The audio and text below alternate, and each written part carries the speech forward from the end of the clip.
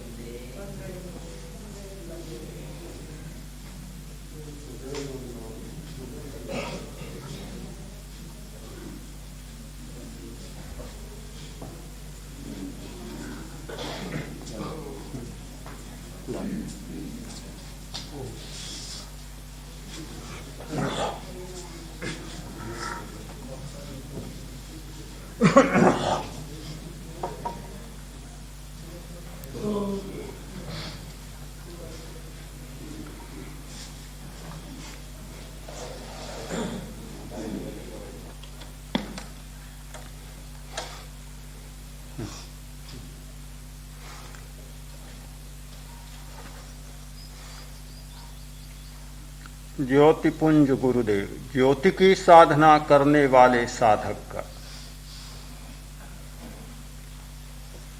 एक शिविरार्थी भाई ने पूछा, प्रेक्षा ध्यान का प्रयोग शुरू हुआ। प्रारंभ में एक घोष सुना, आत्मा के द्वारा आत्मा को देख। बहुत अच्छा लगा कि हम आत्मा को देख पाएंगे। एक चिर स्वप्न जैसे साकार होने लगा। आत्मा को देखने की सबसे प्रबल लालसा मनुष्य में होती है। हर व्यक्ति आत्मा और परमात्मा को देखना चाहता है, खुली आंखों देखना चाहता है, सामने खड़े हुए हों वैसे देखना चाहता है। बड़ा अच्छा लगा कि हमें आत्मा को देखना प्राप्त होगा। किंतु जैसे ही प्रयोग शुरू हुआ, हमें कहा गया श्वास को देखें। भारी निराशा हुई। आए थे आत्मा को देखने के लिए, सुना आत्मा का दर्शन होगा और कहा गया श्वास को देखें। एक स्वप्न तो मीठा सामने आया, किंतु परिणाम कोई दूसरा ही आया। क्या साधना में श्वास को देखना ही बस होगा या आत्मा को भी देख पाएंगे? केवल श्वास को ही देखना है तो 10 दिन शिविर में आने की क्या जरूरत थी? ये तो रोज चलता है बेचारा, घर पर ही चलता है। सोते हैं तो भी चलता है, जागते हैं तो भी चलता है, खड़े होते हैं तो भी चलता है, बैठते हैं तो भी चलता है, चलता ही रहता है। श्वास को तो जहां कहीं भी देख लेते। फिर हमें क्यों बताया गया आत्मा के द्वारा आत्मा को देख? तर्क बहुत समर्थ था। तर्क को तर्क के द्वारा काटा भी जा सकता है, तर्क कितना ही बलवान हो, कोई भी तर्क आज तक दुनिया में ऐसा नहीं हुआ जिसका प्रति तर्क न हो। एक भी तर्क नहीं है कि जिसका कोई दूसरा उल्टा तर्क न हो, विरोधी तर्क न हो। हर तर्क का विरोधी तर्क मिलता है। एक बार सुनते हैं ऐसा लगता है कि तर्क अकाट्य है। अगर अकाट्य हो वह तर्क हो ही नहीं सकता। अनुभव अकाट्य हो सकता है, तर्क कभी अकाट्य नहीं हो सकता। तर्क तो बुद्धि का खेल है, जो बुद्धि का खेल है वह अकाट्य कैसे हो सकता है? अनुभव चेतना का परिणाम है, वह अकाट्य हो सकता है। शाश्वत सत्य का स्पर्श होता है अनुभव के साथ, तर्क के साथ कभी शाश्वत सत्य का स्पर्श नहीं होता। मैं तर्क में नहीं उलझा, और इसलिए नहीं उलझा कि कल ही मैंने मेरे आचार्य से सुना था कि तर्क से सच्चाई नहीं मिलती, तो फिर उलझने का सवाल ही नहीं था। मैं 2 क्षण मौन रहा और मैंने कहा, मैं तुम्हारी बात को काटना नहीं चाहता, तर्क के प्रति तर्क प्रस्तुत करना नहीं चाहता, केवल एक कहानी सुनाना चाहता।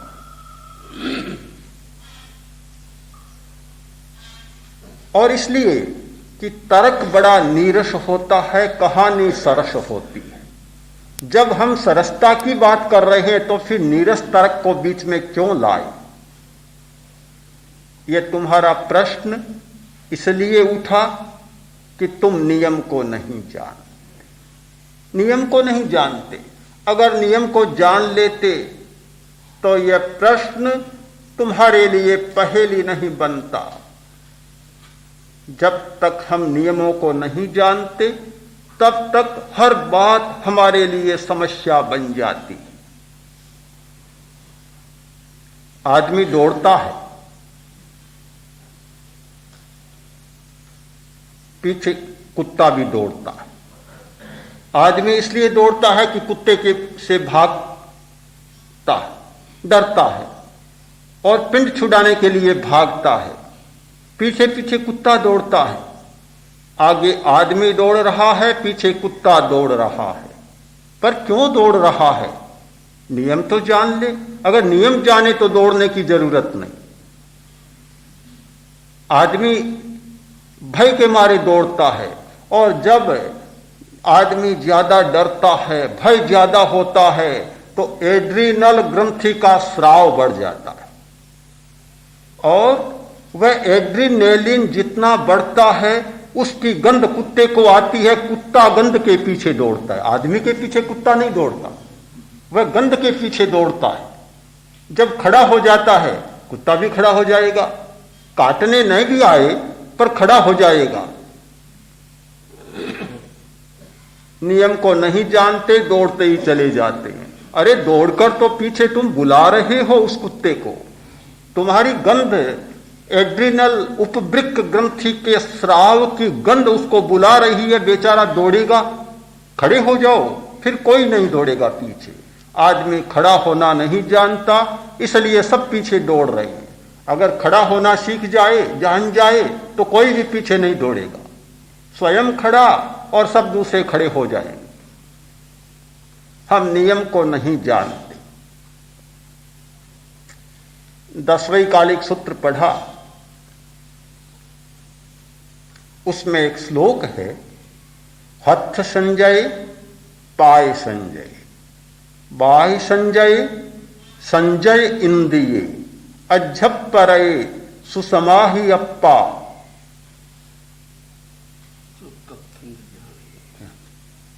सुतत्थम च बियाणई जय सभिक।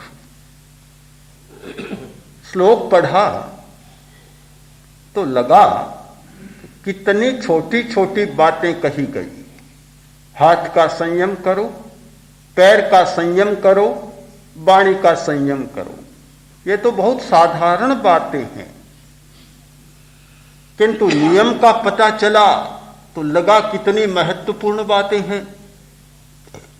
इस श्लोक का एक नियम मैं पहले प्रस्तुत कर चुका हूं लेस्या के प्रकरण में, आभा मंडल के ग्रंथ में। दूसरे नए को आज प्रस्तुत करना चाहता हूं। यह एक श्लोक है, कम से कम इसकी 700 व्याख्याएं तो होती ही हैं। महावीर की प्रत्येक वाणी के लिए एक नियम बतलाया गया कि महावीर के जो वचन हैं उनकी कम से कम 700 व्याख्याएं होती हैं। ज्यादा कोई प्रतिभाशाली हो, ज्यादा नयों को जानने वाला हो तो 7,000, 7 लाख, 7 करोड़, 7 अरब व्याख्याएं कर सकता है, पर कम से कम 700 व्याख्याएं तो हमारे बस की बात हो सकती है। नियम को जान ले। नियम को जानते हैं तो नई बात सामने आती है। हाथ का संयम करो, पैर का संयम करो, वाणी का संयम करो और जितेंद्रिय बनो। कैसे होगा? हाथ का संयम होगा और स्पर्शन इंद्रिय जीत ली जाएगी। पैर का संयम होगा, चक्षु इंद्रिय पर विजय होगी। वाणी का संयम होगा और श्रोत्रेंद्रिय पर विजय प्राप्त होगी। नियम है जुड़ा हुआ संबंध, संबंध के नियम को जान ले। आयुर्वेद के आचार्यों ने लिखा, आंख में पीड़ा है, पैर की अंगुलियों पर तेल लगाओ, आंख की पीड़ा शांत हो जाएगी। जैसे कोई ऊंट और गधे का रिश्ता। व्याधि है आंख में और पैर की अंगुलियों पर तेल लगाओ। अग्नि तत्व से संबंध जुड़ा हुआ है। अग्नि तत्व का ज्ञानेन्द्रिय है चक्षु और उसका कर्मेंद्रिय है पैर। दोनों का संबंध जुड़ा हुआ है परस्पर। इस नियम को जान ले तो हमें कोई आश्चर्य नहीं होगा कि आंख और पैर का कितना संबंध है। तेज धूप में चलते हैं, पैर गर्म होते हैं, साथ साथ में आंखें गर्मा जाती है, बीमारी आंख में हो जाती है। आंख में बीमारी होती है, सोते समय या पहले भी ठंडे पानी में पैर रखे जाते हैं, आंख की बीमारी ठीक हो जाती है। दोनों परस्पर जुड़े हुए हैं। हाथ का और वायु तत्व का स्पर्शन इंद्रिय का संबंध जुड़ा हुआ है। हाथ का संयम होगा, स्पर्शन इंद्रिय पर विजय होगी और इंद्रियों पर विजय पाना तो एक सरल उपाय भी है। आंख को बंद करो, दिखाई नहीं देगा। कान में अंगुली डाल लो, सुनाई नहीं देगा। पर स्पर्शन इंद्रिय पर विजय कैसे पाई जाए? क्या करें? कोई उपाय नहीं लगता। सबसे जटिल प्रश्न है कि इस पर कैसे विजय पाई जाए। मत खाओ, जीवा इंद्रिय का एक संबंध टूट गया। मत सूंघो, नाक को बंद कर लो, गंध नहीं आएगी। चारों इंद्रियों के लिए बाहरी 4 उपाय हमारे सामने स्पष्ट है, किंतु स्पर्शन इंद्रिय को जीतने का कोई उपाय दिखाई नहीं देता। हाथ का संयम करो। हाथ की विद्युत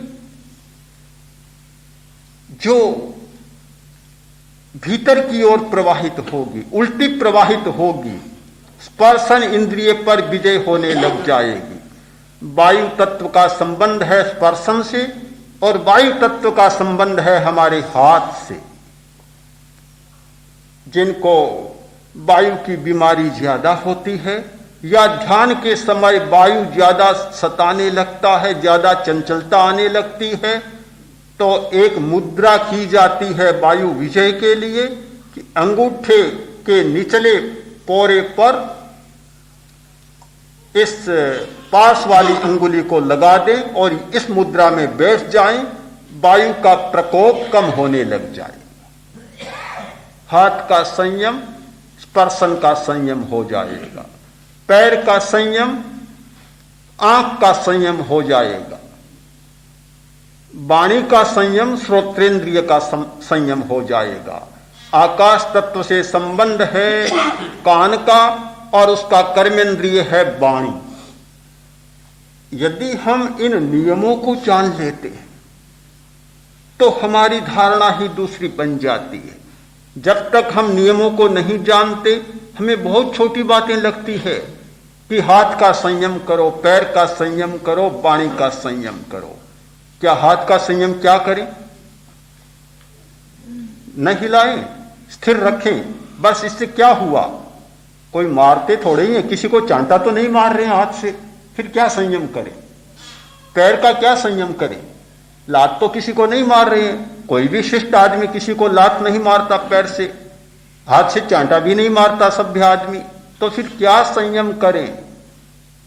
जब नियम समझ में नहीं आता अनेक प्रकार के प्रश्न खड़े होते हैं, और जब नियम तक पहुंच जाते हैं हमारी बहुत सारी पहेलियां अपने आप बुझ जाती हैं। मैंने कहा भाई तुम नियम को नहीं जानते, इसीलिए सारे प्रश्न हो रहे हैं। एक भाई ने कहा किसी जोहरी से कि मेरे घर पर चल। क्यों भाई? कि मेरे पास एक बहुत मूल्यवान हीरे की अंगूठी और उसका मूल्यांकन करना है कि कितनी कीमती है, और आप मेरे घर पर चले। उसने कहा यहीं लाओ। बाहर नहीं ला सकता, इतनी कीमती है कि खतरा ही खतरा, बाहर तो नहीं ला सकता, मेरे घर पर ही चलना होगा आपको। चला,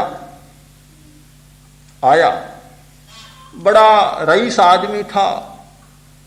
पहला दरवाजा, पहली पोल। राजस्थान में बहुत पोलें होती है, 7 पोलिया, 7 पोलें, 7 दरवाजे। दरवाजे पर आया, पोल ही पोल।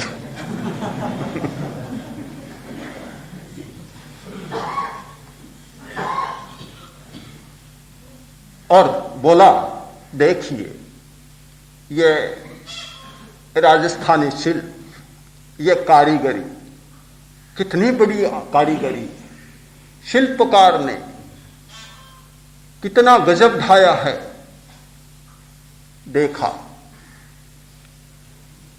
दूसरे दरवाजे में घुसे, ये देखिए कितना सुंदर एक चित्र का सारा वातायन बना है, कितने सुंदर चित्र बनाए हैं। वह बोला भले आदमी, मुझे समय नहीं है, मैं तो हीरे की अंगूठी देखने आया हूं। यह नहीं हो सकता, जब आप आए हैं तो धीरे धीरे ही चलना होगा। यह तो नहीं हो सकता भी एकदम हीरे की अंगूठी मिल जाए आपको।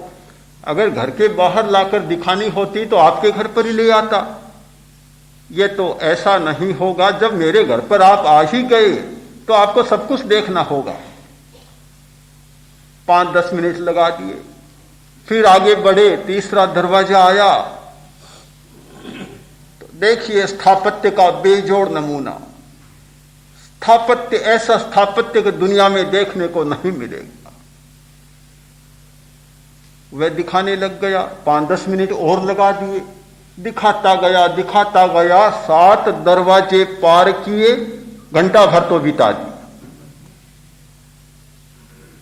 आगे गए, ये हमारा स्वागत कक्ष है, जरा ठहरे, विश्राम करें, बहुत समय हो गया खड़े खड़े चलते चलते, विश्राम करें। लाओ भाई चाय लाओ, दूध लाओ, नाश्ता लाओ। सब तैयार। उसने कहा कि मुझे देरी हो रही है, कि यह कैसे हो सकता है कि आप मेरे घर आए और बिना कुछ खाए चले जाएं? यह संभव ही नहीं है, करना होगा। और 10-20 मिनट लगा दी। आगे चले, घर का भीतर का भाग आया, अब सारा दिखाने लगा। आदमी के मन में दिखाने की भी बड़ी उत्सुकता होती है, कुछ नया हो जाए, विशेष बात हो जाए, न दिखाए तब भी पेट अफर जाता है, बड़ी कठिनाई होती है।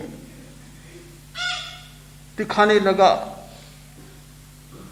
वह तो बेचारा हैरान था, बोला भले आदमी, मैं तो हीरे की अंगूठी देखने आए हूं, ये क्या बता रहे हो? ऐसे थोड़ा ही होगा, बार बार थोड़ी ही आते हैं, ये तो सारा देखना ही पड़ेगा। दिखाया, फिर ऊपर चढ़ाया, ऊपर छत पर चले। अरे घर में तो ले आओ कि नहीं, यहां बाहर तो नहीं आ सकती। छत पर चढ़ाया, फिर नीचे उतारा। मकान में कोई भौंरा भूगरी, भौरे में उतारा, वहां जाकर बैठे, अलमारी को खोला, एक डब्बी निकाली, डब्बी को खोला, कपड़े ही कपड़े ऊपर लपेटे हुए, उन कपड़ों को खोला, तब जाकर कहीं यह है मेरी हीरे की अंगूठी। देखनी थी हीरे की अंगूठी, और क्या क्या नहीं देखा, कितना बीच में देखा। मैंने भाई से पूछा, क्या वह मूर्ख था जो हीरे की अंगूठी देखने आया और इतनी सारी चीजें देखी? मैं बोला मूर्ख कैसे, यह तो क्रम है। पहले दरवाजे में नहीं आता तो भौरे में कहां कैसे पहुंचता, दूसरे दरवाजे को पार नहीं करता तो भौरे में कैसे पहुंचता, सातों दरवाजे तो उसे पार करने ही थे। छत पर नहीं जाता तो भौरे में कैसे पहुंचता? सीढ़ियां चढ़ी है और फिर सीढ़ियां उतरी, नहीं उतरता तो भौरे में कैसे पहुंचता? अलमारी नहीं खुलती, गोदरेज की बहुत मजबूत, तो कैसे अंगूठी मिलती? डिबिया नहीं खुलती तो हीरे की अंगूठी कैसे मिलती? ये तो समझदारी की बात है, इसमें मूर्खता की बात नहीं है। तो मैंने कहा फिर तुम लोग कैसी मूर्खता की बात करते हो? आत्मा को देखना है, आत्मा का दर्शन करना है, पर क्या श्वास का दर्शन किए बिना, पहले दरवाजे को पार किए बिना भौरे में पहुंच जाओगे? उस भूतल गृह में पहुंच सकोगे? कैसे पहुंच सकोगे? श्वास हमारा पहला दरवाजा, पहले दरवाजे में तो पहुंचा ही नहीं, और सीधा छलांग भरकर और घर के भीतर, कमरे के भीतर भौरे में पहुंच जाए, यह दुनिया का नियम नहीं है। हम नियम को नहीं जानते, इसीलिए हमारे मन में ये शंकाएं, आशंकाएं, जिज्ञासाएं पैदा होती। यदि हम नियम को जान लें तो ये प्रश्न ही पैदा नहीं होगा। 7 दरवाजे पार करने, श्वास को देखना है, शरीर को देखना है, शरीर में होने वाले परिवर्तनों को, रसायनों को देखना है, शरीर में होने वाले विद्युत के परिवर्तनों को देखना है, विद्युत के आवेशों को देखना है, विद्युत द्वारा होने वाले मस्तिष्कीय परिवर्तनों को देखना है, प्रत्येक सेल को देखना है, कोशिका को देखना है, और कोशिका के द्वारा होने वाली प्रक्रिया को देखना है। फिर स्थूल शरीर की सीमा को पार कर तेजस शरीर को देखना है। कितना सुंदर स्थापत्य, कितने सुंदर चित्र, कितने सुंदर रंग, कितने सुंदर और आकर्षक जो सामने आने वाले दृश्य, उन सब को देखना है। फिर सूक्ष्म शरीर, कर्म शरीर पर पहुंचना है। वहां से सारा तंत्र संचालित हो रहा है। इतनी बड़ी तंत्र की व्यवस्था कि जहां हजारों लाखों नहीं, करोड़ों अरबों कर्मचारी काम करने बैठे हैं और हर क्रिया को व्यवस्थित ढंग से संचालित कर रहे हैं। उसे देखना है, पूरे तंत्र को देखना है, पूरे कर्म शरीर को देखना है, कर्म शरीर द्वारा होने वाली सारी व्यवस्था को देखना है। इन सब को देख लोगे तब कहीं एक पट खुलेगा, अलमारी खुलेगी, और फिर होगा ये लो हीरे की अंगूठी, ये लो चेतना का दर्शन, ये लो आत्मा का दर्शन। तुम चाहते हो कि पहले दिन ही दरवाजा खोले ही नहीं और सीधे आत्मा तक पहुंच जाए, परमात्मा मिल, हाँ परमात्मा मिल जाए। हर आदमी आता है बस सीधा यही कि परमात्मा कैसे मिले, भगवान कैसे मिले। अरे भले आदमी, पहला दरवाजा तो अभी खुला ही नहीं और ठेठ भौहरे में पहुंच जाना चाहते हो। पर मकान भी इतना बड़ा, कोई छोटा मोटा मकान नहीं, इतना भारी मकान कि जिसके 7 तो परकोटे हैं, 7 तो पोले हैं, दरवाजे हैं, और भीतर में न जाने कितनी गहरी व्यवस्था, सीधे छलांग भरना चाहते हो, ये छलांग की बात मत करो। विकासवाद ने छलांग की बात की, कई लोग छलांग की बात करते हैं, किंतु अध्यात्म के मार्ग में, साधना के पथ में ये छलांग वाली बात नहीं चलेगी। एक एक दरवाजे को खोलते खोलते खोलते चलना होगा। बात कुछ समझ में आई, समझ में आ गई कि श्वास को देखना आत्मा को देखना है। क्या दरवाजे को मकान से अलग किया जा सकता है? कभी नहीं किया जा सकता। अगर दरवाजा मकान नहीं है तो कमरा भी मकान नहीं है, कमरा मकान नहीं है तो भीतर के कमरे भी मकान नहीं है, भीतर के कमरे भी मकान नहीं है तो फिर मकान क्या है? एक एक कमरे को काट दो, तोड़ दो, मकान कुछ बनेगा ही नहीं। दरवाजा भी मकान है, चौखटें भी मकान है, घर का आंगन भी मकान है, हर कमरा मकान है। सबको मिलाकर देखो तो एक मकान, और तोड़कर देखो तो कोई भी मकान नहीं। क्या हाथ शरीर है? नहीं मानेंगे कि आप शरीर है। कोई आदमी बीमार हो गया, हाथ सड़ गया, हाथ काट दिया गया, तो क्या शरीर नहीं बचा? शरीर तो बचा है। तो हाथ शरीर कैसे? हाथ भी शरीर नहीं, पैर भी शरीर नहीं, सिर भी शरीर नहीं। किंतु क्या हाथ शरीर नहीं, पैर शरीर नहीं, सिर शरीर नहीं, तो शरीर है क्या फिर? सबको अलग अलग तोड़कर शरीर को नहीं देखा जा सकता। हर अवयव जुड़ा हुआ है, वह शरीर है, और टूट जाता है तो फिर शरीर नहीं होता। हम जुड़ी हुई बात को देखें। श्वास आत्मा है, श्वास का दर्शन आत्मा का दर्शन है। आपको अजीब लगेगा पर बात बहुत सही है। क्या आपने कभी देखा कि एक मुर्दा आदमी श्वास लेता है? कभी देखा क्या? इतने इतने दूर से लोग आए हैं, बंबई से आए हैं, महाराष्ट्र से आए हैं, उड़ीसा से आए हैं, जयपुर से आए हैं, बहुत दूर दूर से लोग आए हैं। क्या कभी कहीं बंबई जैसे शहर में तो ये देखा होगा कि मुर्दा भी सांस लेता है? वह तो बड़ी विचित्र नगरी है, वहां तो ये अजीब दृश्य मिलता ही होगा। किसी ने नहीं देखा कि मुर्दा सांस लेता है, नहीं देखा। श्वास कौन लेता है? कि जिसमें प्राण होता है वह सांस लेता है।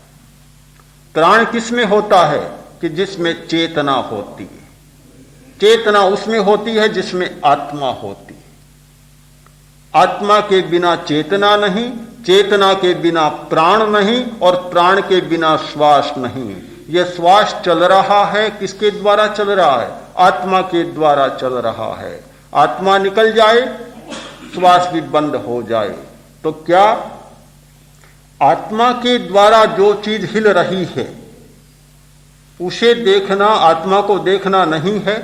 बिल्कुल साफ आत्मा को देखना है। हम श्वास को नहीं देखते हैं, श्वास के साथ चलने वाली प्राण शक्ति को देखते हैं। केवल प्राण शक्ति को नहीं देखते हैं, प्राण शक्ति को संचालित करने वाली चेतना को देखते हैं। चेतना को नहीं देखते हैं, चेतना के अधिष्ठान आत्मा को देखते हैं। इस तर्क के आधार पर भी कहा जा सकता है कि यह श्वास का दर्शन आत्मा का दर्शन है। इसलिए हमें साधना के क्रम में जैसे आहार शुद्धि, इंद्रिय शुद्धि करनी है, वैसे ही श्वास की शुद्धि भी करनी होगी। जब तक श्वास की शुद्धि नहीं होगी, आत्मदर्शन की बात भी नहीं होगी। आचार्य श्री ने श्वास शुद्धि के लिए 4 बातों की ओर इंगित किया है। प्राणायाम, सम दीर्घ श्वास, कायोत्सर्गई रानापान शुद्धि। आनापान की शुद्धि श्वास और प्रश्वास की शुद्धि 4 कारणों से होती है। प्राणायाम के द्वारा, समताल श्वास के द्वारा, दीर्घ श्वास के द्वारा और कायोत्सर्ग के द्वारा। ये 4 साधन हैं जिनके द्वारा श्वास की शुद्धि होती है, और श्वास की शुद्धि होती है तो फिर आत्मदर्शन की बात आगे बढ़ जाती। पहला है प्राणायाम। प्राण को आयाम देना है, लंबा चौड़ा करना है। प्राण की लंबाई बढ़ी, चौड़ाई बढ़ी। प्राण संकुचित रहता है तो श्वास की शुद्धि नहीं होती। श्वास एक बहुत बड़ा तंत्र है, और उसे शुद्ध करने के लिए ये साधन अपनाने जरूरी होते हैं।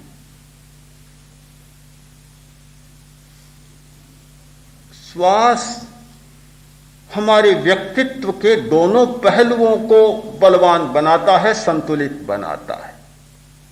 एक हमारा पहलू है आंतरिक जगत, आंतरिक व्यक्तित्व, और दूसरा हमारा पहलू है बहिर्जगत और बाह्य व्यक्तित्व। श्वास दोनों पर शासन करता है,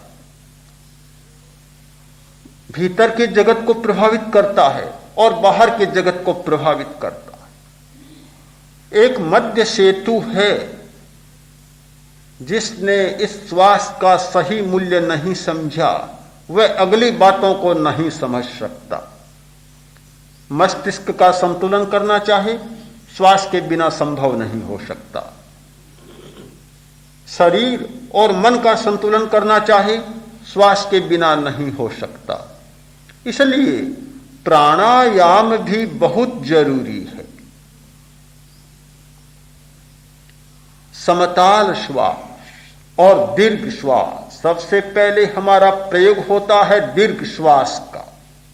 दीर्घ श्वास का प्रयोग चलता है। श्वास को लंबा करें और उसे देखें। दीर्घ श्वास वास्तव में सहज श्वास ही होता है। हमने दीर्घ श्वास शब्द तो इसलिए दिया कि आदमी श्वास को सही ढंग से लेना नहीं जानता। श्वास तो छोटा होना ही नहीं चाहिए, लंबाई होना चाहिए। सहज श्वास का मतलब है पूरा श्वास, गहरा श्वास, पर लेना ही नहीं जानता। और फिर सुना है मैंने कि पाठ्य पुस्तकों में पढ़ाया जाता है कि जिस श्वास से छाती फूले और पेट सिकुड़े वह सही श्वास होता है। लगता है कैसे लिखा गया और किस आधार पर लिखा गया? होना तो यह चाहिए कि श्वास लेते समय छाती फूले पर पेट जरूर फूले। जिस श्वास में पेट नहीं फूलता वह सही श्वास नहीं होता। श्वास के स्पंदन पेट तक पहुंचने चाहिए। यह ठीक बात है कि श्वास फेफड़े से आगे नहीं जाता।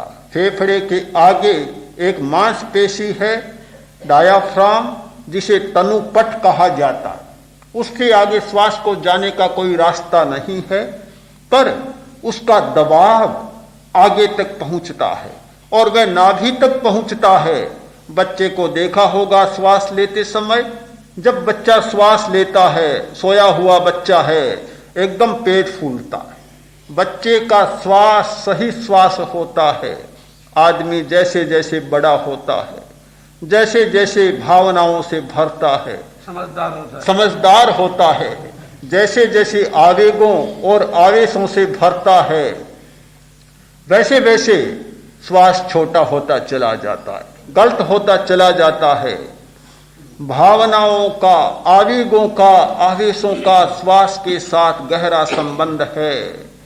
कोई भी गुस्सा आएगा, श्वास को छोटा किए बिना नहीं आ सकता। कोई भी आवेश उतरेगा श्वास को छोटा किए बिना नहीं उतर सकेगा। इसीलिए हमारी श्वास की संख्या सामान्यतः 1 मिनट में 15, 16, 17 होती है। आवेश काल में 20, 30, 40, 50, 60 तक चली जाती।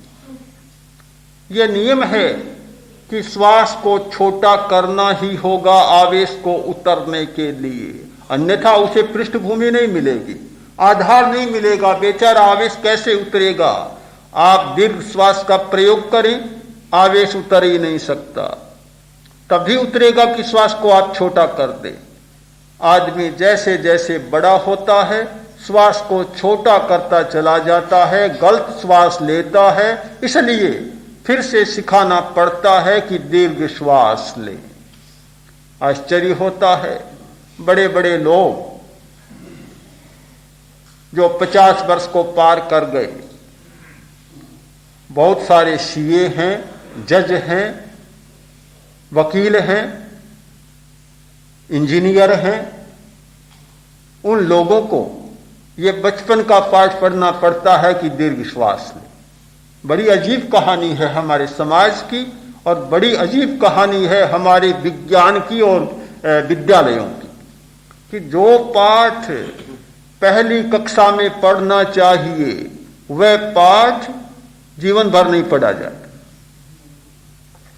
और पहला पाठ नहीं पढ़ा जाता, इसीलिए बाद में पढ़े जाने वाले सारे पाठ आदमी को सताते चले जाते।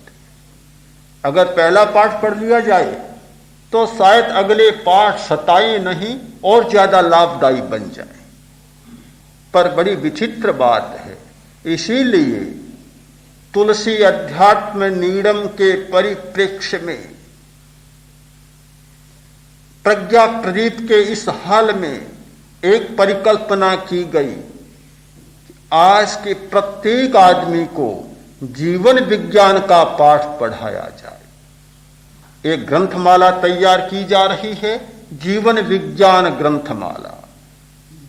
और विषय तो सब पढ़ाते हैं, विद्यालय पढ़ाते हैं, बड़े बड़े इंस्टीट्यूशन हैं, बड़े बड़े शोध के और रिसर्च के संस्थान हैं जहां हायर स्टडीज होती हैं, बड़ी बड़ी अनुसंधान हो रहे हैं, सब पाठ पढ़ाए जा रहे हैं।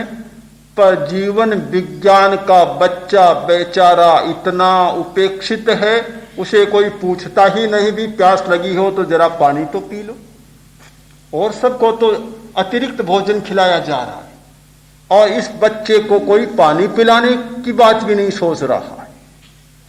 आज सबसे बड़ी आवश्यकता है जीवन विज्ञान को पढ़ने की। जो आदमी जीवन विज्ञान को नहीं पढ़ता कभी समस्याओं से मुक्ति नहीं पा सकता, और फिर ऐसी स्थिति आती है कि हर आदमी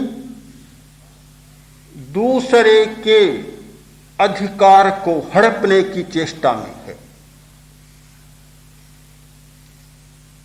डॉक्टर मिला और युवक बोला, डॉक्टर साहब धन्यवाद। देखा कोई परिचित नहीं, और कैसा धन्यवाद। एक आश्चर्य भरी आंखों से देखा, इतने में बोला, आपने बहुत अच्छा इलाज किया। डॉक्टर ने सोचा किसी दूसरे के भरोसे कह रहा, मैंने तो इलाज किया ही नहीं। डॉक्टर बोला, भी मैंने तो तेरा इलाज नहीं किया। कि नहीं, मेरा तो नहीं किया, मेरे मामे का किया था। तो क्या हुआ उसका? कि चल बसा। तो फिर धन्यवाद, कि मैं उसका वारिस हूं, सारी संपत्ति तो मुझे मिलनी है, आपने बड़ा उपकार किया, धन्यवाद। हर आदमी दूसरे के अधिकार को, दूसरे की संपत्ति को हड़पने की चेष्टा में लगा, इसलिए लगा कि उसने जीवन विज्ञान का पाठ पढ़ा नहीं। इससे बड़ा जीवन विज्ञान क्या होता है? सारी संपत्ति मिल गई। इसलिए दीर्घ श्वास और समताल श्वास का अभ्यास बहुत आवश्यक है। चौथा साधन है कायोत्सर्ग, शरीर को ढीला छोड़ना, चेतना के प्रति जागना। शिथिलीकरण, तनाव भरा पड़ा है, पहले ही बहुत तनाव है हमारी दुनिया में, और आदमी अपने आवेशों के कारण और तनाव से भरता चला जा रहा है। ढीला होना नहीं जानता, छोड़ना नहीं जानता, कसना बहुत जानता, ढीला होना जानता ही नहीं। और आज की सबसे बड़ी समस्या है यह कसने की समस्या। एक बात दिमाग में आ गई, जीवन भर नहीं निकलती। कोई घटना हो गई, मन से निकलती नहीं। किसी के प्रति रूठ गया, बस फिर तो राजी होना तो जानता ही नहीं। इतना तनाव से आदमी का दिमाग भरा है। यह हो सकता है कि घटना घटे, घटना घट सकती है जहां सामाजिक जीवन है, परस्पर में रहते हैं, एक घटना दूसरे को प्रभावित करती है, घटना घटती है। पर जो श्वास शुद्धि करने वाला व्यक्ति है, घटना घटी, हुई और बात समाप्त। किसी को कह दिया, बस बात समाप्त। फिर पानी की लकीर हो सकती है या बालू की लकीर हो सकती है। पानी की लकीर तो तत्काल समाप्त हो जाती है, बालू की लकीर भी थोड़ी हवा चलती है समाप्त हो जाती है, किंतु जब पत्थर की लकीर बन जाती है फिर तो भगवान ही बचाए। लगता है कि पत्थर की लकीरें बनती जा रही है, तनाव से आदमी भरता जा रहा है। कायोत्सर्ग का अभ्यास, इसका मतलब है शिथिल बनो, ढीले बनो, इतने शिथिल कि कहीं भी पत्थर बचे ही नहीं, पत्थर की लकीर बनने का मौका ही न मिले। कोई लकीर आए नहीं, और आए तो बालू की बनकर आए या पानी की लकीर बनकर आए और तत्काल समाप्त हो जाए। कायोत्सर्ग जब करते हैं, श्वास अपने आप शुद्ध होता है, श्वास अपने आप मंद हो जाता है। तो श्वास को मंद करने का, श्वास को शुद्ध करने का चौथा उपाय है कायोत्सर्ग। हम प्रेक्षा ध्यान के अभ्यास में इन सब का प्रयोग करते हैं, श्वास शुद्धि का प्रयोग करते हैं। जैसे जैसे हमारी श्वास की शुद्धि होती चली जाएगी, श्वास पवित्र निर्मल होता चला जाएगा, हमारा आत्मदर्शन का स्फटिक पारदर्शी होता चला जाएगा। और एक दिन ऐसा आएगा कि ये इधर खड़े हो तुम और ये पारदर्शी स्फटिक, और उसके पीछे झांक रही है तुम्हारी आत्मा। प्रश्नों के लिए अवकाश है, जिनके प्रश्न पूछो। हाँ, पहले जो कल के शेष हैं। मेरा समाधान, आपने अभी फरमाया कि इंद्रिय शुद्धि और भी कई थोड़ी इतनी लंबी चौड़ी गणित फैला दी, इतनी बड़ी लंबी चौड़ी गणित किए बिना तो हम परम प्राप्ति नहीं हो सकती। तो क्या ऐसा भी कोई उपाय है कि इतनी बड़ी गणित मैथ करके और दूसरा कोई रास्ता खुल जाए? जैसे एक इंजीनियरिंग लड़का पढ़ता है, गणित पढ़ता है, मैथमेटिक्स पढ़ता है और बीए ग्रेजुएट हो जाता है, बीएससी हो जाता है, और इधर आर्ट्स पढ़ने वाला भी बीए हो जाता है, ग्रेजुएशन दोनों को मिल जाता है, रास्ता दोनों के पास में सर्टिफिकेट होता है। तो ऐसा भी कोई और रास्ता है जो इतने बड़े जाल में फैला करके और कोई सस्ता और जल्दी? ठीक है, प्रश्न है कि इंद्रिय शुद्धि, आहार शुद्धि, श्वास शुद्धि एक जाल सा बिछा दिया, क्या कोई ऐसा ही रास्ता है? जैसे कोई पढ़ता है, इंजीनियरिंग पढ़ता है तो इंजीनियर हो जाता है, गणित पढ़ता है, मैथमेटिक्स में पढ़ता है तो गणितज्ञ हो जाता है, वैसे ही कोई रास्ता है जिससे कि सीधा काम बन जाए? हर माता पिता चाहेंगे ऐसा कोई स्कूल में रास्ता मिले कि पहले दिन प्रवेश और इंजीनियर होकर निकल जाए। जाल खिंचाने की जरूरत क्या है? इतने वर्ष पहले तो मैट्रिकुलेट बनो और फिर उसके बाद आगे बढ़ो, 5 वर्ष का इंजीनियरिंग का कोर्स करो। हर के लिए 10, 12, 15 वर्ष का कोर्स क्यों? बस जिस दिन भर्ती हुआ और अध्यापक महोदय कोई ऐसी घूंट पिलाए कि शाम कोई बच्चा पास होकर सब कुछ निकल जाए।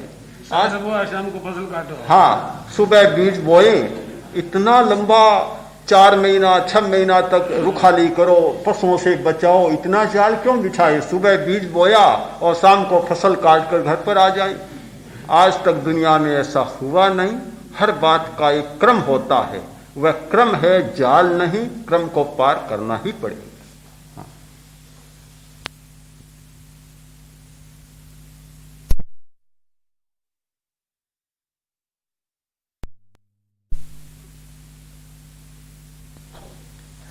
आत्मा का आकार कितना है और आदमी मरने के बाद कहाँ है? आत्मा का आकार कितना है?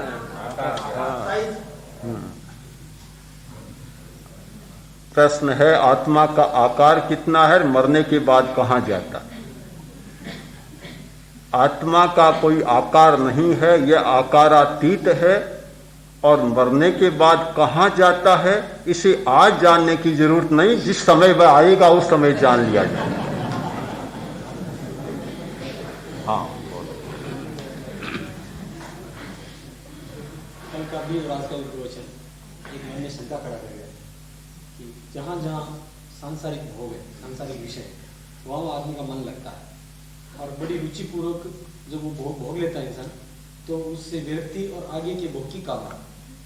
बिल्कुल वैसे ही अपने ध्यान मार्ग में भी जो एक स्पंदन हमको मिला, उस स्पंदन के प्रति एक हल्का सा उपेक्षा भाव होकर के हम आगे बढ़ते हैं। तो जो क्रम उधर चलता है वही क्रम इधर चलता है। भूल ठीक है। एक प्रश्न है कि जैसे आदमी एक भोग भोगता है और दूसरे भोग के लिए उसमें भावना जाग जाती है, अगले भोग के लिए, तो वैसे ही साधना में एक स्पंदन का अनुभव करता है और दूसरे स्पंदन के लिए कामना जाग जाती, तो क्या यह कोई भूल भुलैया है? प्रश्न तो अच्छा है और बहुत लंबे समय चर्चा करने का है, पर अभी इतना समय नहीं। बहुत थोड़े में इतना ही कहना चाहता हूं कि एक स्पंदन जागता है और दूसरे स्पंदन की कामना नहीं जागती, किंतु उसकी गहराई में, पहले स्पंदन की गहराई में जाता है तो दूसरा स्पंदन सामने आकर खड़ा हो जाता है। ध्यान करने वाले का यह काम होता है कि न पहले स्पंदन में उलझे और न दूसरे में उलझे, उन्हें मध्य मार्ग का विश्राम मानते हुए या मध्य मार्ग में आने वाले दृश्य और घटना मानते हुए आगे बढ़ता चला जाए। भूल भुलैया नहीं होगी और किसी सुखद स्पंदन में उलझ गया तो सचमुच भटक जाएगा और भूल भुलैया हो जाएगा। एक सतियों का ठाना तब ठीक है, अच्छी बात। अब कल आपने फरमाया था कि ग्रंथियों के स्राव के कारण से हमारे विचार स्थिर नहीं रह पाते और ध्यानस्थ नहीं हो पाते। विज्ञान का युग है, इन ग्रंथियों का ऑपरेशन करके क्यों नहीं निकाल देते?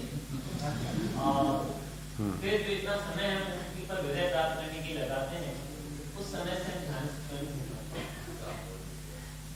प्रश्न है कि कल कहा गया कि ग्रंथियों के स्राव से इतनी बातें पैदा होती है, तो विज्ञान का युग है, इन ग्रंथियों को क्यों न निकाल दे? विज्ञान का छात्र तो ऐसी मूर्खता की बात कर ही नहीं सकता, क्योंकि किसी भी ग्रंथि को निकाल दिया जाए तो आदमी निकम्मा बन जाएगा। अगर एड्रीनलिन निकल जाए तो कितनी हानि होगी। ग्रंथियों को निकालने का मतलब शरीर प्रभावित होता है, मस्तिष्क प्रभावित होता है। ग्रंथियों को निकाला नहीं जा सकता, ग्रंथियों के स्राव को बदला जा सकता है और बदलने की बात वैज्ञानिक भी सोच रहे हैं।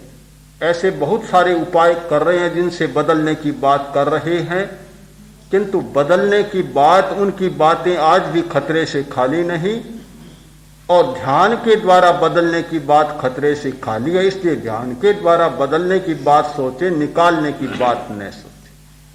अब आज प्रश्न नहीं है, एक छोटी सी शंका है कि कायोत्सर्ग में आपने फरमाया कि सारा शरीर को शिथिल करे। तो इसकी जो दो तरीके हैं कि एक तो लेट करके, तो उसमें तो वाकई में शरीर शिथिल होता है, सहारा मिलता है उसको जमीन का, और सब अंग शिथिल होता है, बशर्ते ही अपनी चेतना जागती रहे तो नींद की आशंका कब रहेगी, लेकिन नींद की आशंका नहीं। लेकिन ये भी समझाया गया कि खड़े होकर के भी आप कायोत्सर्ग कर सकते हैं। तो मेरी समझ में खड़े होने में कुछ न कुछ तनाव, कुछ न कुछ शक्ति तो लगती, तो शरीर शिथिल खड़े हुए कैसे रहे, ये थोड़ा सा ठीक है। प्रश्न है कि लेटकर तो शरीर को शिथिल किया जा सकता है, कायोत्सर्ग अच्छा होता है, पर खड़े होकर कायोत्सर्ग कैसे किया जा सकता है? अलग अलग कक्षाएं होती है। बच्चों के लिए लेटकर कायोत्सर्ग करना जरूरी है पहले। मध्य वय के लोग हो गए, उनके लिए बैठे बैठे कायोत्सर्ग, और पूरे परिपक्व हो गए उनके लिए खड़े खड़े कायोत्सर्ग। ये भूमिका का भेद है। सबसे उत्तम कायोत्सर्ग होता है खड़े खड़े, और यह मध्यम होता है, वह और नीचे दर्जे का होता है। तो वास्तव में कायोत्सर्ग का नियम है खड़े खड़े करना। अभ्यास पकने के बाद ये बात नहीं, जब तक अभ्यास नहीं तब तक ठीक है आपकी बात, किंतु जैसे अभ्यास बढ़ जाएगा फिर तो खड़े खड़े नहीं, चलते चलते कायोत्सर्ग हो सकता है। हमारी एक साध्वी है, सामान्य नियम है भी बैठकर नींद लेते हैं या सोकर लेते हैं। एक साध्वियां गोचरी जाती, उस समय छोटी थी, साथ में गोचरी जाती, साध्वी जी गोचरी करती, वे खड़े खड़े नींद लेना शुरू करती। होता है ऐसा नहीं कस्तूरा जी? तो अलग अलग भूमिकाओं। मैं चलते चलते नींद लेता था। ये अनजानी बात सुन लें आप कि खड़े खड़े नहीं, मैंने तो खड़े खड़े कहा, चलते चलते नहीं।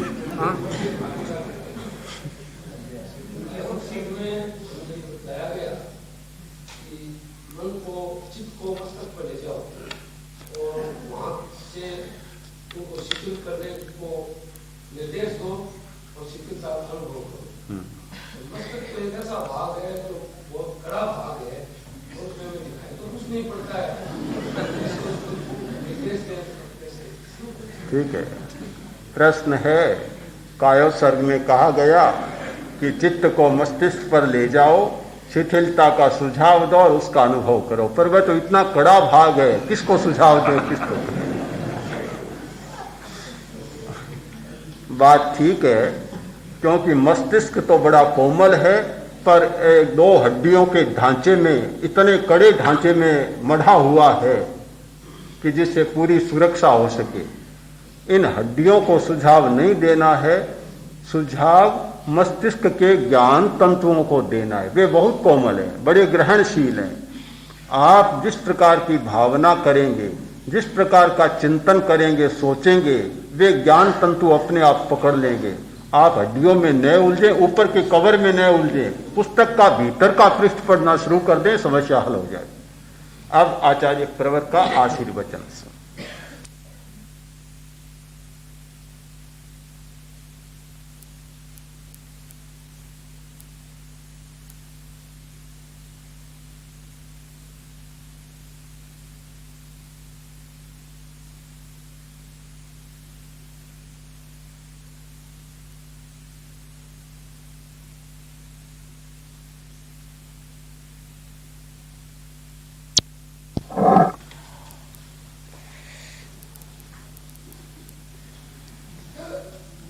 बंधुओं और बहनों, आज का वक्तव्य तो आप लोगों के लिए भी, सबके लिए भी काफी हृदयग्राही था, और बिल्कुल सीधी सादी बात को स्पष्ट करने वाला था। प्रश्न तो होता है, देखना आत्मा को है और देखे श्वास को, और ये प्रश्न जब तक समाहित नहीं होता तब तक दिमाग में उलझन भी रहती है। किंतु क्रम ये है, और ये सबके समझ में आया होगा। हम जब दीक्षा लेते ही 10वीं कालिक सूत्र को पढ़ते हैं तो पहला अध्ययन पूरा पढ़ लेते हैं, दूसरा अध्ययन आता है, उसका नाम है सामान्य पुब्बयम, अर्थात सामान्य से पूर्व, साधुत्व से पहले क्या करें। समझ में नहीं आता, साधु बन गए और फिर हमको समझाया जाता कि साधुत्व से पहले क्या करो। ये तो पहले समझाना था, साधु बनने से पहले समझाना था। आपको अब समझाया जाता है कि पहले श्वास को देखो, साधक तो आप बन गए, आत्मा के साधक बन गए, अब ये समझाया जाता है। पहले समझाया जाना जरूरत तो ये थी। तो ये प्रश्न बराबर रहता है कि सामान्य पुब्बयम, साधुत्व से पहले क्या होना चाहिए। तो जब हमको समझाया गया कि साधुत्व से पहले धैर्य होना चाहिए, धृति। साधु हम बने और अगर हमारा धैर्य प्रबल होगा तो साधुत्व में आने वाली कठिनाइयां, मुसीबतों, तकलीफों को हम पार करके आगे बढ़ जाएंगे। और अगर ये हमने नहीं सीखा तो साधुत्व स्वीकार करके हम फेल हो जाएंगे। ये बात बाद में पढ़ने की है, साधु बना ही नहीं, उसको क्या पहले गए।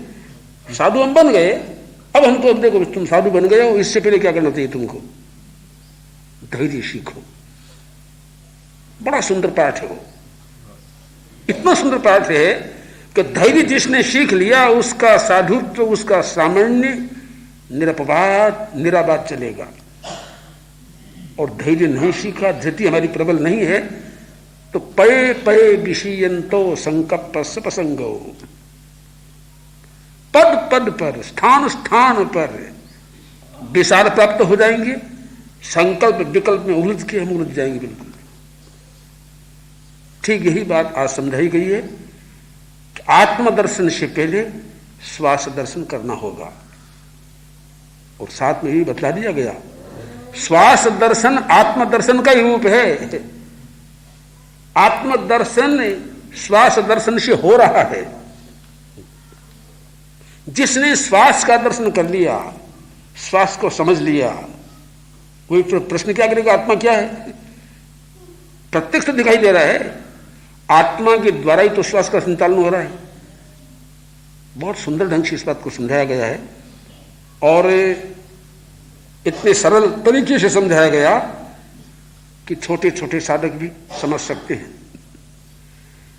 कठिनाई हमारी यही होती है कि हम इन सही तत्वों को, इन गहरे तत्वों को समझने का न प्रयत्न करते हैं और न कभी मन में ऐसी जिज्ञासा पैदा भी होती है और हम औरों को देखते रहते हैं, वो क्या करता है, वो क्या करता है, हम क्या करते हैं कभी नहीं देखते। बड़े बड़े साधक लोग, साधना रत लोग भी स्वयं को नहीं देख के औरों को देखते हैं। बड़ी कठिनाई पैदा हो गई है। शेख सादी की एक छोटी सी बात है, वो जब अपने पुत्र सहित नमाज पढ़ने गया, नमाज पढ़ने गया, ठीक टाइम पर गया और नमाज पढ़ी।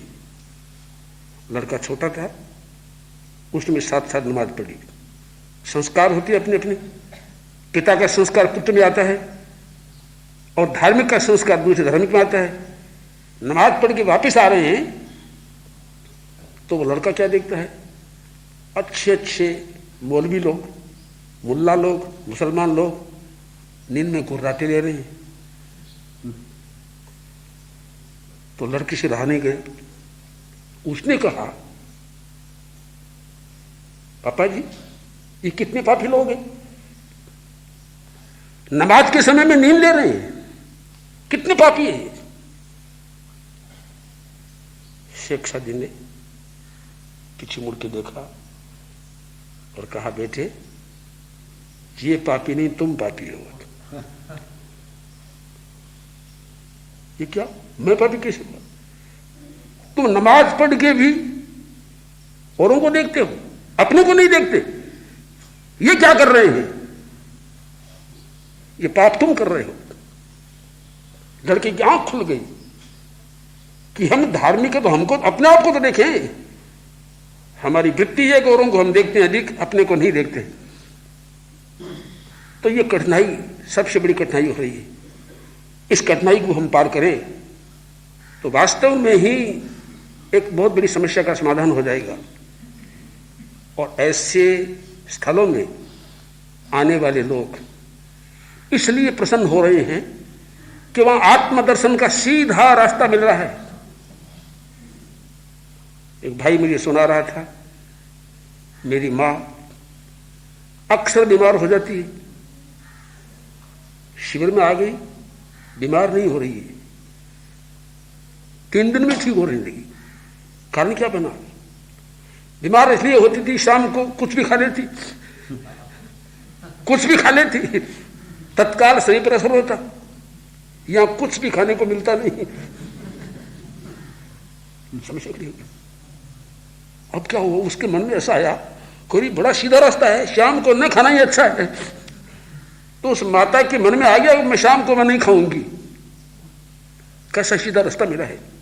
एक नहीं, ऐसे शिविरों में न जाने कितने लोगों को कितने कैसे रास्ते मिल रहे हैं। ऐसे रास्ते मिलने ही कठिन होते हैं, प्रैक्टिकल रूप में रास्ते मिलने कठिन होते हैं। इसलिए शिविर की सफलता है। और मैं और भी आपके सफलता की कामना करता हूं कि आप इसमें सूक्ष्म से सूक्ष्म ग्रंथियों को समझें, अपनी कठिनता को समझें, समस्याओं को समझें और उन समस्याओं का समाधान करके और आए भारी होके और निकले बिल्कुल हल्के होके। भार सब का सब यहां छोड़ दें। और ये ऐसा स्थल है यहां भार रहता नहीं, आप हल्के हो जाएंगे और आपको एक रास्ता मिल जाएगा। इसी दृष्टि से भार आचार्य श्री के लिए छोड़ दें, बहुत उठाना जानते हैं। नहीं, ये रास्ता है।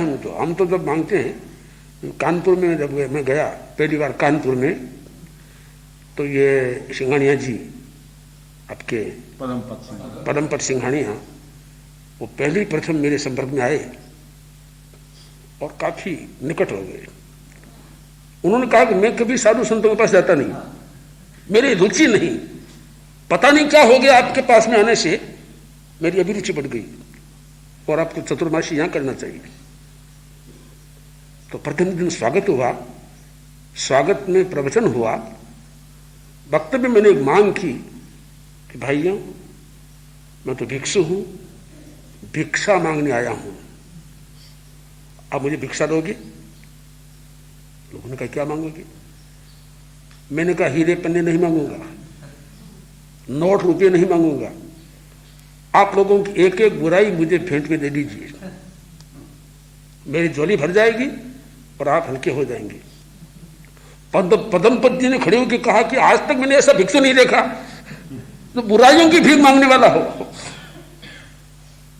तो मैं कह रहा हूं वो बुराइयां हमारे पास में आएगी तो हम तो बुराई से स्पष्ट होंगे नहीं, आप हल्के हो जाएंगे। इसी तरह से आप अपना भार यहां छोड़ दीजिए, आप हल्के हो जाएंगे और भार अपने आप स्वयं समाहित हो जाएगा।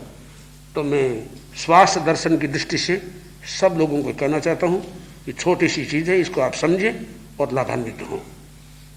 अरहंते शरणं प्रवज्जामि, सिद्धे शरणं प्रवज्जामि, साहू शरणं प्रवज्जामि, केवलिपन्नतं धम्मं, अरहंते शरणं प्रवज्जामि, सिद्धे शरणं प्रवज्जामि, साहू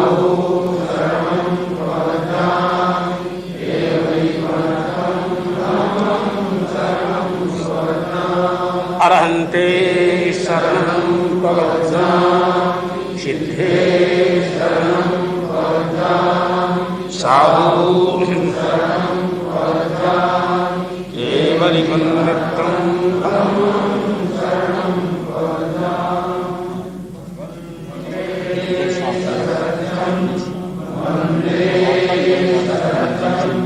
बहुत अच्छा।